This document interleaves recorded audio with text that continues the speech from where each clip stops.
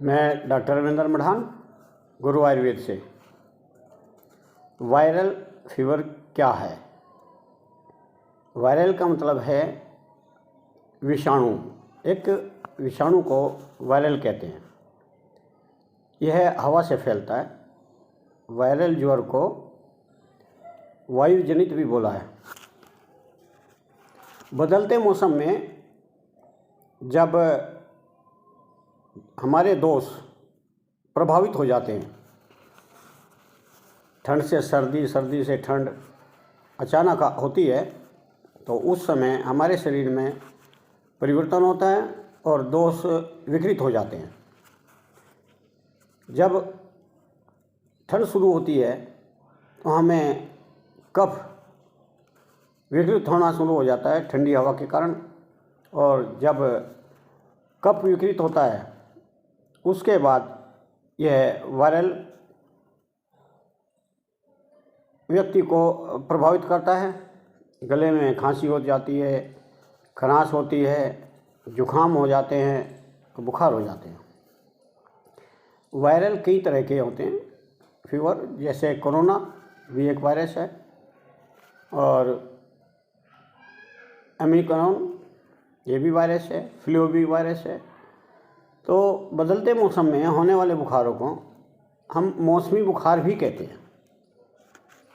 Virus के प्रभाव के कारण हमारे अंदर वात, पित्त, कफ ये तीनों दोष जो है वो कुपित हो जाते हैं, असामान्य हो जाते हैं, जिसके कारण हमारी इम्यूनिटी खराब हो जाती है। हमारा मानना है आयुर्वेद के हिसाब से, जब वात, पित्त, कफ ये तीनों सम अवस्था में होते हैं तो हमारे अंदर रोग प्रतिरोधक शक्ति बहुत होती है, यानी कि हम ठीक रहते हैं और ठीक रहने की हमारी ताकत होती है। लेकिन जब ये विषम हो जाए, किसी भी परिस्थितियों के कारण, किसी भी हमारे लाइफ स्टाइल के कारण या बाहरी कारणों से, आघातों से या हवाओं से हम बीमार हो जाते हैं, तो हम इम्यूनिटी बनाए रखने के लिए हमें अपने वात, पित्त, कफ इन तीनों पर ध्यान देकर रखना होगा। तो ये अब हम बताते हैं, अगर वायरस से बचना है तो क्या करें। इस सर्दी के मौसम में वायरस से बचने के लिए हमें अपनी शक्ति को बढ़ा करके रखना होगा, जीवन शक्ति बढ़ानी होगी, रोग प्रतिरोधक शक्ति बढ़ानी होगी। इसके लिए हमें च्यवनप्राश लें, गिलोय का रस लें, और जो हम घर में कर सकते हैं, आमतौर पर सौंठ, काली मिर्च और पीपल, तुलसी, मुलेठी, ये ऐसी चीज़ें हम चाय में डाल कर पी सकते हैं, हम दूध में डाल करके पी सकते हैं, या अलग से काढ़ा बना करके हम ले सकते हैं। तुलसी का अर्क भी हम प्रयोग कर सकते हैं। गर्म पानी में 4-5 बूंद आप तुलसी का अर्क डालें और वो पी लें। और आप लौंग का इस्तेमाल कर सकते हैं ताकि आपको जुखाम, खांसी ना हो।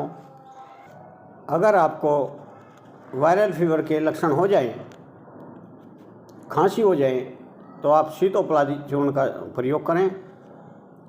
बासे का पत्ता, आप कुछ पत्ते लें, धो करके अच्छी तरीके से, और 10 ग्राम उसका रस निकाल लें, फिर उसमें 10 ग्राम शहद मिला करके रख लें, और थोड़ा थोड़ा करके थोड़ी थोड़ी देर में आप चाटते रहें, आपकी खांसी ठीक हो जाएगी।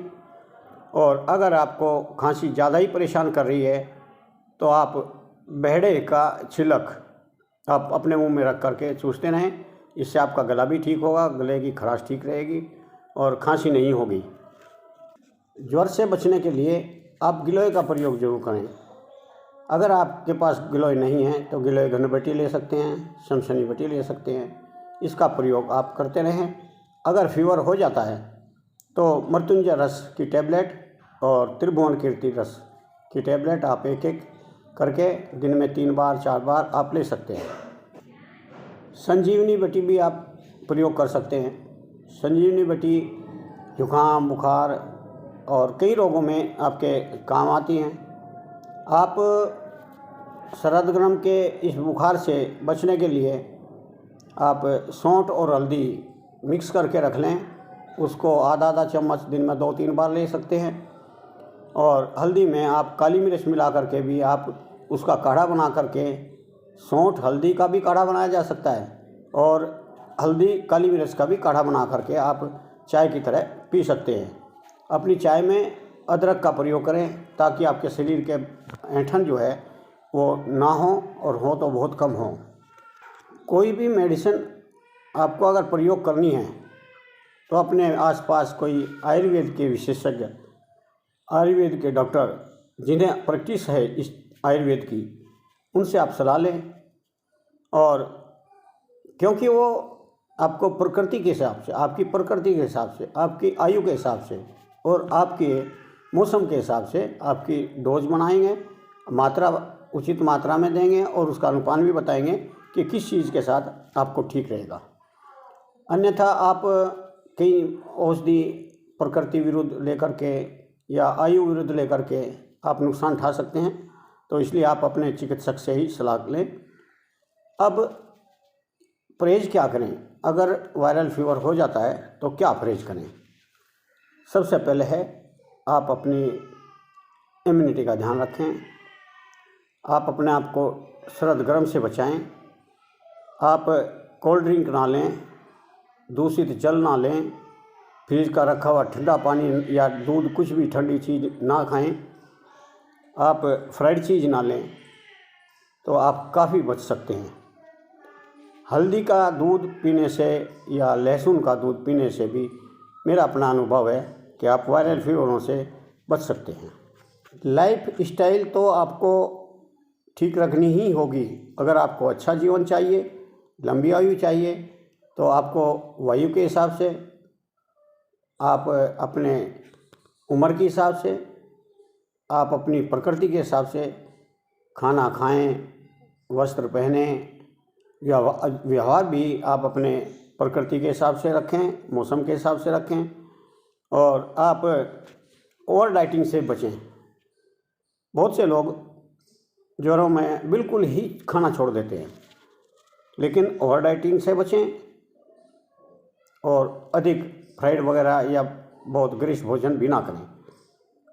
आप करेला, अनार, परवल या मूंग मसूर की दाल का क्वाथ यानी पतली दाल बना करके आप उसका इस्तेमाल कर सकते हैं। मुनक्का का भी इस्तेमाल कर सकते हैं।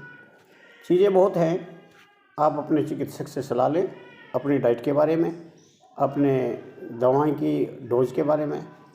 धन्यवाद। आज इतना ही। नमस्कार। जय हिंद, जय आयुर्वेद।